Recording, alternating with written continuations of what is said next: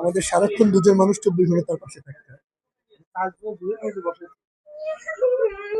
মানে এই মাথার মধ্যে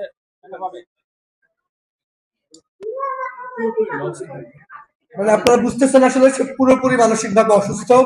আমাদের আসলে সার্বক্ষণিক দুজন আমাদের সাইকোলজি সারাক্ষণ তার পাশে ছিলেন। তার মেয়ে নিয়ে যাচ্ছে, আমরা হয়তো তাকে বাড়ি পর্যন্ত পৌঁছায় দিব, সেখানে আমাদের সাইকোলজিস্টরা হেল্প করবেন। কিন্তু এই যে একটা সুস্থ মানুষ গিয়ে, যে মেয়েটা বলছে আমার মায়ের চেহারা দেখে তারা চিনতে পারছে না, একটা সুস্থ মানুষ দেশে গিয়ে থেকে গিয়ে এরকম মেন্টালিটি। আমি বলি আমরা, আপনিও যান, ওদেরকে একটু রুমে নিয়ে যান। হ্যাঁ, আপনাদের কাছে আবার আমরা আসলে এই ধরনের মেয়ে যাবেন